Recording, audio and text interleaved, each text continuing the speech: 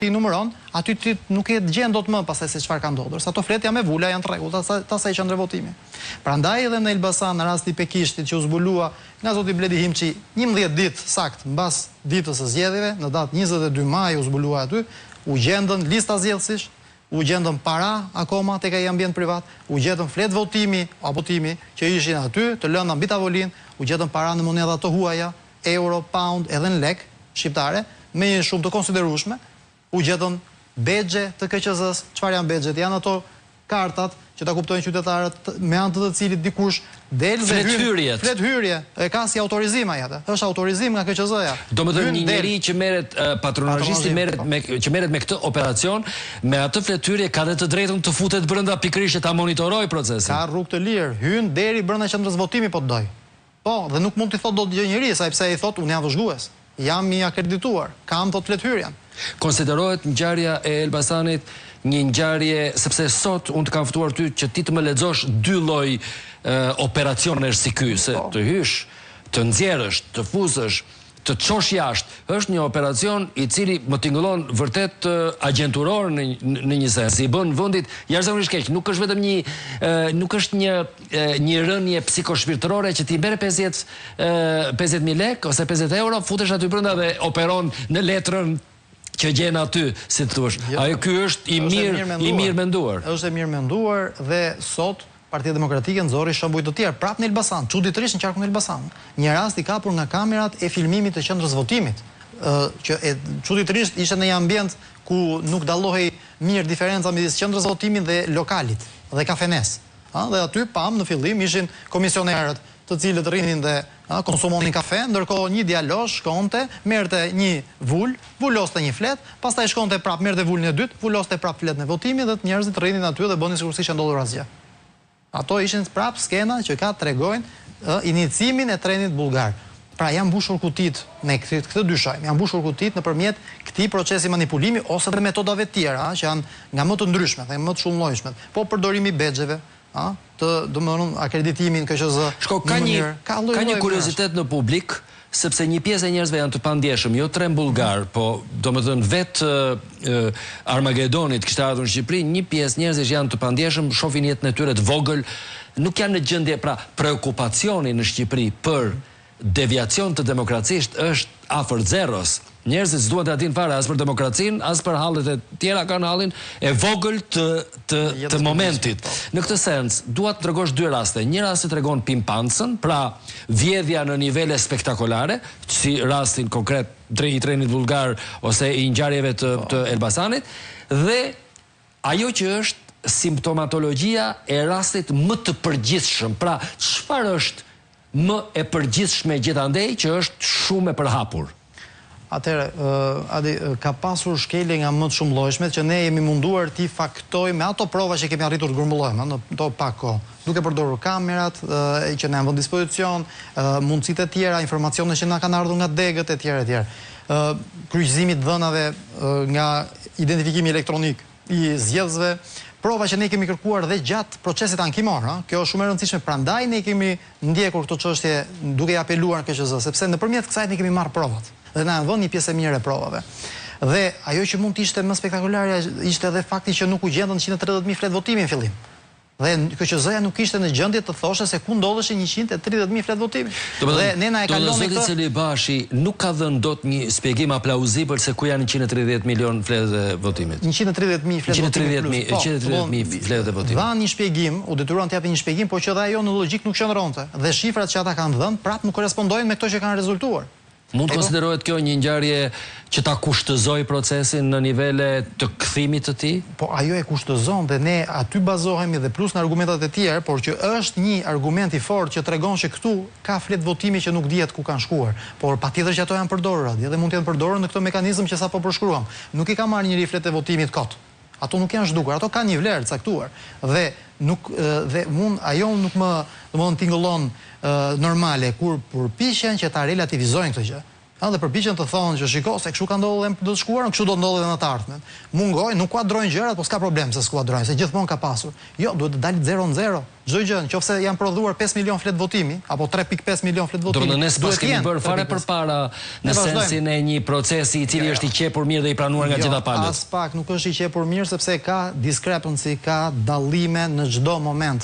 Në një qendër votimi nuk arrin do të kuadrosh numrin e fletëve të prodhuara me fletët e përdorura dhe ato që mbeten, që është një aritmetik fare thjeshtë, që dalin diferenca. Ti je jurist me profesion dhe ti e di atë termin kur përplasen dy grupe ligjore që janë të detyruara të kenë të njëjtin informacion mbi ngjarjen, shpeshherë grupi kundërshtar e ngop, e ngulfat, e mbyt grupin rival me letër, me materiale arkivore, dhe me paperwork.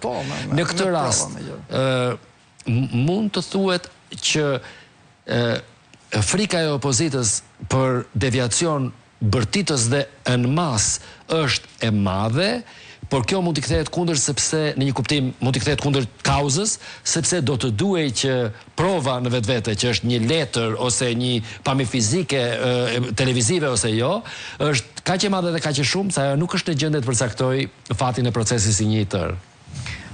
Ky është risku. Është vërtet që është një pjesë e riskut, duke ditur që jemi në një shoqëri që ka filluar të relativizojë gjërat, sikundër e tha dhe ju, një pjesë e shoqërisë shqiptare shikon atë hallin e vet personal dhe nuk e vret shumë mendjen se çfarë ndodh në realitet dhe merret me gjëra dytësore dhe jo me thelbin e çështjeve. Megjithatë, për sa i përket procesit zgjedhor, ne kemi vëre kësaj here, ndryshe nga herët e tjera, nga proceset e tjera. Unë kam ndjekur në 2021 dhe 2023 më tepër. Këtu, kësaj radhe, në 2025 ka shkelje të gjithanshme. Për shembull, sot ishim me Durrësin. Të cilat ti e di, me siguri do të përsëriten për zgjedhjen e kryetarit të bashkisë. Për zgjedhjet lokale të Tiranës. Lokale që do të vi, po patjetër, sepse ky është një mekanizëm. Se ky është një mekanizëm i ngritur. Mekanizëm që është i ngritur. Kapilar dhe i mirë organizuar. Shiko, janë dy elementë që janë përsëritur nga 2023 deri tani. Bonuset e pensionistëve. Këtu, kur i ngrejmë si argumenta, nuk i marrin në mënyrë serioze, edhe përpara KQZ-s. Por jam i sigurt që OSBE Odiri i ka ruajtur në raportin e saj, që tek raporti paraprak dhe besoj do t'i rimarrë përsëri. Nuk është pak të përdorësh buxhetin e shtetit dhe ti si qeveri të kesh në dorë miliona euro dhe t'i shpërndash ato kur të doj shefi dhe t'i japësh disa javë para zgjedhjeve dhe pastaj të justifikohet me faktin që shiko. Kjo nuk është e palishme sepse mua më lindte palishmëria datë 11 janar dhe unë e kam marrë vendimin në 9 janar dhe unë jam në rregull nga ana formale. Jo, sepse ti i ke disbursuar këto lekë, ke shpërndarë në prill dhe maj. Që me të tyret, këta janë bërë mjeshtra të teknikaliteteve. Problemi është që kur krijohet klima që ta hash nga teknikalitetet, mund të ndodhë dhe praktikisht kjo pritet. Po dhe në diktaturë ato vendime absurde për dënime me vdekje apo varrin litar me ligj janë bërë ato në atë kohë. Pa ishin të drejta ato. A ishin legjitime, e njëjta gjë edhe këtu. Mund të jenë nga ana teknike ligjore brenda kuadrit ligjor. Ti si përfaqësues i ligjori i Partisë Demokratike në Komisionin Qendror Zgjedhor ose grupi i juristëve të Partisë Demokratike. Pse nuk i çoni ju një letër preventive OSBE Odirit për t'i thënë atyre se çfarë mendoni ju, se si mendoni ju do të sillen ata kur të bëjnë atë gjë. Pse si thoni ju që ju zotrinj do jepni 2-3 argumente nga cilat do t'i ruani 1-2-5 që ka ndodhur 121-shin, por ama ju do t'i pranoni zgjedhjet, do t'i kaloni dhe nuk do luftoni sepse ndoshta nuk është në kauzën e tyre, por ama ajo që ju prodhoni nuk ka vlerë në këtë vend, se nuk keni aristokrat dhe elegant që i lexojnë. Keni narcisist dhe hajvanër dhe ai e merr letrën, e ti e di çfarë bën me atë letrën. Po këta duhet ta dinë. Ne jemi përpjekur që t'ja u shpjegojmë, jemi përpjekur edhe të... Ju jeni përpjekur pak ose as pak. Do në jeni përpjekur, ju me tuajën mundoheni. Kanë një shprehje në Kosovë, e kanë shumë të bukur. Unë mundova, thot, po s'munda. Edhe, miru pafshim, është munduar ai. Edhe juve keni 121-shin, jeni munduar, valla. Me tuajën mundoheni ju. Halli është, realiteti është ky. I kemi nisur për OSBE-n të garantoj që i kemi nisur pa fund emaile, letra, çdo gjë, madje edhe ato që dalin denoncime sot, të nesërmen i shkon në OSBE Odirit e përkthyer anglisht duke vendosur në kopje të emailit edhe ambasadorët. Kemi arritur dhe takime, kemi bërë. Është e pamjaftueshme. Duhet të shkoni dhe ta turpëroni zonjën ose zotrin e OSBE Odirit dhe sidomos për shembull shefit të Bashkimit Evropian në Tiranë. Do t'i thoni atij burrit që është mungesë e theksuar edukate në një vend që është auschwitzian, të thuash ti me kë martohesh. Se është i thuar që I don't care about your life because I have a beautiful life. Pra ju mungoni si tonusi, me thënë drejtë. E qartë. Apo e kemi gabim ne qëndron dhe si kritik. Ne prandaj po thosha jemi përpjekur ndryshe nga herët e tjera kësaj radhe që çdo gjë ta dokumentojmë dhe t'i vëmë dije ose bëjë Odirit dhe jo vetëm aty, jo vetëm këtu me këto mundësitë që kemi pas në Shqipëri, por dhe takime janë bërë dhe në nivel ndërkombëtar. Zoti Berisha ka qenë në Valencia, ka qenë në Bruksel, ka takuar. Nga që Zoti Berisha e ka bërë këtë, siç pam nga lajmet, në tonin e duhur dhe në formulimin e duhur, po ta shohësh, ishin shqetësuar shumë njerëz, të cilët janë mësuar përgjithsisht shumë e lehtë të bëhesh me pushtetin. E sa e kollajshme është, ne do kishim patur gëzim shumë të madh, edhe qef shumë të madh, po ti nuk bëhesh me pushtetin duke ditur që ta harca dru. Në kuptimin figurativ dhe literal. Pushtetet janë ata që janë. Po në këtë sens Zoti Berisha e bëri ashtu siç duhet. Ndoshta duhet ta shtrini. E ka bërë këtë gjë dhe ka bërë gjithmonë dhe e bën shumë mirë në mënyrë jashtëzakonshme. Madje un kam qenë prezent me që ma kujtua atë epizod një ditë para zgjedhjeve, në 10 maj, me disa eksponentë Partisë Demokratike, ishim në një takim me OSBE Odirin këtu në Tiranë, sepse ishte edhe heshtje zgjedhore, por kjo ishte një takim ku Zoti Berisha i ka ekspozuar atyre të gjithë farsën elektorale që pritej të ndodhte, të gjitha shqetësimet dhe kanë dëgjuar me vëmendje të jashtëzakonshme, madje nuk po rreshnin të bëri pyetje dhe kishin interes të jashtëzakonshëm dhe koha nuk mjaftonte dhe vazhdonin të bënin pyetje të gjithë anëtarët e OSBE Odirit në lidhje se ishin shumë kurioz të dinin se një pjesë të fakteve aty po i mësonin për herë të parë. Flasim gjithmonë 24 orë para zgjedhjeve. Dhe kur flasim për njerëzit që mbrojnë të pambrojtshmën, po shikoni, edhe në kohën e Enver Hoxhës, një pjesë shumë e vogël, ka që ishin kundër dhe futeshin në spaç. Edhe në të tjera. Ka që ishin kundër dhe mbyllnin gojën, po ishin kundër, të paktën në rreth miqësore flisnin, dhe 99% ishin pro dhe të nxirrnin syt, të shkonin në sigurim që dikush kishte fuqinë për të llapur. Kjo ndodh dhe sot. Se më thënë asgjë më ndryshe nga sa ka qenë Shqipëria gjithmonë. E vërtetë është thjesht është modernizuar pak, po e shikojmë domethënë me termin patronazhist, po ti shikoni se të gjithë kanë në lagjet e tyre, në pallatin e tyre, patronazhist dhe ditën e zgjedhjeve i kemi parë. Të gjithë i kanë parë. Po shihni gjatë gjithë ditës, mos i shihni ditën e zgjedhjeve ose muajin e zgjedhjeve. Shihni gjatë gjithë kohës edhe merruni me diskreditimin e tyre të vazhdueshëm, se punë është për të bërë, se Franci, kush futet në një parti, futet për të punuar, nuk futet për të bërë pall. Kam një frikë të madhe që në parti futen për të bërë pall. Dhe palli është kur vjen pushtet. Është qefi i madh kur vjen pushtet, se bën ato qefe që bën. Po kur nuk vjen 16 vjet në pushtet dhe futesh në parti, ose je hajvan, ose je dembel, ose je njeri që s'ket ç'të bësh, edhe futesh në një si tha ai, nuk futem në një grup që të thresin për të humbur. E qartë. Duhet që të ketë një vizion më të qartë, besoj unë edhe... Kur thoni fjala duhet, më mësit një shqetësim urtikariesk. Flasim pak për padit. Ja ku janë një pjesë faktikisht e padive që kemi sjell tek ekrani i parë, janë pa fund, po lexoj dhe emrin e parë kryetarin. Shumë mirë, faleminderit Flori që e vendos në full. Kryetarin e Bashkisë Kolonj. Ndoshta ti ishte bërë dhe me splitër, siç ta mendosh ti. Po, më kujtoj edhe një epizod që patëm dhe një shkëmbim faktikisht në KQZ. Edhe është një rast tepër interesant, është nga të parët, por vazhdojnë dhe tjerët më poshtë. Pse është interesant ai rast, sepse për herë të parë zotëria e pranoi dhe publikisht që po ishte krenar që kishte kryer detyrën e patronazhistit.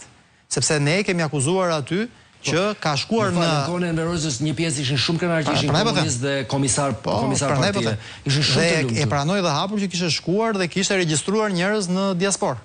Nuk e mohoi këtë fakt, por justifikoi me ato ditët që ishin gjatë javës me lejen e zakonshme. Pra kishte marrë lejen e zakonshme. Është vërtet Franci që këtë herë ka një numër të jashtëzakonshëm padish që nuk është bërë më përpara në Shqipëri? Është e vërtetë që janë depozituar pafund me dhjetra kallëzime penale, por ndërkohë mund të kemi depozituar në KQZ mbi 100 ankime për shkelje të gjithanshme dhe kryesisht në KQZ ato që shikohen janë keqpërdorimi i administratës dhe i fondeve publike në funksion të zgjedhjeve. Patjetër që kemi çuar atë që në rekord madje 2 ditë para zgjedhjeve që ishte falja e detyrimeve, e borxheve, e gjobave, nga ana e qeverisë me VKM, ditën e premte 2 ditë para zgjedhjeve. E çuam aty në seancë, kërkuam nga zoti Celibashi ta bllokonte menjëherë këtë nisëm, se ligji ja lejonte dhe nuk mori asnjë mas jo atë ditë, as të nesër, më dha. Shiko, ti ke mbaruar jurisprudencë në Francë. Vetë zoti Celibashi është një nga juristët më të mirë në vend, edhe natyrisht, padyshim dhe djali i mirë, është japi motrën për grua, por kjo është çështje tjetër. Në këtë sens, mund ta hidhni në gjyq Komisionin Qendror Zgjedhor dhe kryetarin e tij? Po, ne kë nuk kemi hedhur në gjyq, domethënë po ju këtë gjeni përballë idhni nëse jeni në situatë dramatike. I kemi hedhur të gjithë në gjyq, nuk kemi lënë njëri pa hedhur në gjyq, po nuk e di se sa. Jo në gjyqin natëshor, në një gjyq ku të diskutohet ngjarja dhe të gjendet një common sense edhe një arsyetim, si më thoni, pranueshëm nga të gjithë. Kemi depozituar, ja, aty ka plot që janë depozituar edhe në SPAK. Kemi çuar dhe po çojmë akoma në SPAK. Apo dhe në prokurorit e rretheve. Por çfarë ndodhi me SPAK-un, meqense e hapëm dhe këtë temë. Unë pata një përgjigje nga SPAK-u kur i kërkova të dhëna përpara fushatës elektorale se sa ishte numri i rasteve të hetuara nga ky institucion me iniciativën e tyre, por edhe sa ishte numri i rasteve të hetuara me kallëzimet e qytetarëve apo dhe subjekteve politike për partive politike. Sepse ata kishin edhe ngritur një strukturë të posaçme, nëse mund ta themi kështu, po themi një task force, meqense edhe emri SPAK-ut është vetë strukturë e posaçme. Ngritur një task force mbas muajit janar për hetimin e krimit zgjedhor. Dhe synimi ishte të parandaloheshe vjedhja e zgjedhjeve. Nga përgjigja që erdhi kishte shumë pak raste që ishin kryer në atë kohë, ishin nisur si hetime dhe pjesa më e madhe e tyre ishin me kallëzime të qytetarëve, pra jo me iniciativë të SPAK-ut. Në shifrat ishin tek diku 15 apo 18 raste, nuk më kujtohet mirë, nga ato vetëm 1/3 ishin me iniciativë të vetë institucionit që shef diçka, merr vesh në rrugë operacionale një informacion caktuar dhe nis pastaj hetimin. Po ju e keni parë dhe mediat gjitha e kanë parë, nuk ka asnjë rast të arrestuar në flagrancë për krim zgjedhor. Nuk po flas për ata qytetarë që kanë filmuar apo fotografuar votën. Se ato nuk besoj se është kompetenca e SPAK-ut merret me ata, por e prokurorive lokale të rrethave të zakonshme. Nuk ka një rast që të jetë kapur në flagrancë për blerje votash, për krim të mirëfillt elektoral. Dhe ne këtë prisnim. Her pas here këtë ngrinim zërin, sepse donin të bëheshin disa shembuj që të tjerët më pas të mos vazhdoni më atë rrugë. Nga pikpamja konceptuale, kjo është pyetja ime fundit për ty, Franc, sot, nga pikpamja konceptuale juridike, pra e fazës iniciale, fillestare, a mund të ishin bashkuar materialet e dosjeve të vjetra, dosja e Dibrës, ajo e Durrësit apo e Tiranës, sepse ngjarja ka vazhduar. Se me thënë, fenomeni ka marrë krah, nuk është puna që është stopuar, të me thënë është vazhduar me të njëjtën kokëdersi, organizim bile akoma më të përshtatshëm, po fenomeni është aty. A nuk mund të qepen këto që të shihet një lloj, që të lexohet më dallueshëm për ata që nuk duan ta pranojnë? Kjo do të ishte në rastin ideal, nëse do të kryej, mendoj unë, një hetim gjithanshëm, por jo duke nisur nga rastet specifike, por duke u nisur pastaj nga organizimi dhe nga metodologjia kriminale. Pra duke kapur si një strukturë kriminale ata që i kanë bërë këto punë ndër vite. Pra i bie praktikisht merresh pastaj vetëm me gjithë partinë dhe me qeverinë në pushtet. Kjo do ishte idealja. Por ne çfarë po shohim? Po shohim që jo vetëm që nuk po ndodh kjo, por dhe ato raste që janë të grupuara, SPAK-u i ndan dhe i veçon. Për t'i dobësuar. Për t'i dobësuar dhe për t'i çuar në prokuroritë e rrethave, për t'i deleguar, për t'i coptuar dhe dalin gjithë me shpërdorim detyre. Pra nga një rast ku mund të jenë 3, 4, 5, 20 individ përfshirë, që mund dali grup si strukturuar kriminal, veçohen gjitha çështjet dhe del pastaj një çështje që nuk ka. Për shembull rasti i Elbasanit aty, ai individ, pse ju mendoni se vetëm i ka kryer ato punë? Thjesht për falsifikim dokumentash dhe falsifikim materiale zgjedhore duhet hetuar, po mjafton të vësh në përgjim telefonin, të ati dhe disa personave të tjerë, dhe ti mund zbulosh fare mirë rrjetën se si ka funksionuar. Kush i dha materialet, si ja dhan, ku i gjeti, për çfarë i gjeti. E keni kërkuar ju këtë? Po, patjetër që është kërkuar nga na jon, pa e bëjnë institucionet apo jo. Ne jemi në opozitë, rolin kemi të bëjmë dhe fushat, të bëjmë dhe politikë, dhe të bëjmë dhe denoncime. Ja dhe po i çojmë dhe denoncimet qytetare, por institucionet për çfarë paguhen tek e fundit? Çfarë bën Shiku? Çfarë bën SPAK-u? Çfarë bën BKH-ja? Çfarë bën Policia e Shtetit? Çfarë bën Drejtësia? E dini, Adi, për ta mbyllur, që në qarkun e Korçës e kam të një nga denoncimet tona, edhe në formë ironie, është zhvendosur prej pak muajsh burgu i Grave në Pojsk. Dhe çfarë ndodhi? 36 kanë votuar 100% për Partinë Socialiste, po s'është ky lajmi, 100%. Por nuk është ky lajmi. Lajmi është që aty nuk u ngrit qendra e votimit brenda burgut, për teknikalitete nuk u ngrit, për një arsye ose një tjetër. U morën vendime gjykate të posaçme për secilën prej rasteve dhe u shoqëruan të burgosurat që të votonin në fshat, tek fshati bashkë me banorët e tjerë. Kjo nuk ka ndodhur kurrë. Kjo nuk ka ndodhur kurrë. Të burgosurit votojnë brenda qendrës së burgut, brenda në institucionin e vujtjes dënimit. Kanë bërë një mini turizëm. I kanë nxjerrë, i kanë shoqëruar. Pra i bie që kanë marrë furgonat e policisë, i kanë shoqëruar me mjete policie, kanë marrë lejet, masat, një organizim shtetëror. Një patronazhizëm tipik, por kanë marrë masa që të jepeshin dhe vendimet e gjykatës, që të jepej e drejta të votonin. Dhe kanë votuar në fshat, i kanë shoqëruar një për një, mos i shpotonte asnjë nga 36 votat. I duheshin dhe ato. Franc, kam një përshtypje që është si betej Goliathi. Po nganjëherë në fund fiton dhe Davidi. Perandorit bien mbi veten e tyre atëherë kur nuk pritet. Faleminderit që erdhën në studio. Faleminderit shumë që erdhën në studio. Dashur të shikues, ishte Franc Nuri, përfaqësues ligjor i Partisë Demokratike në Komision.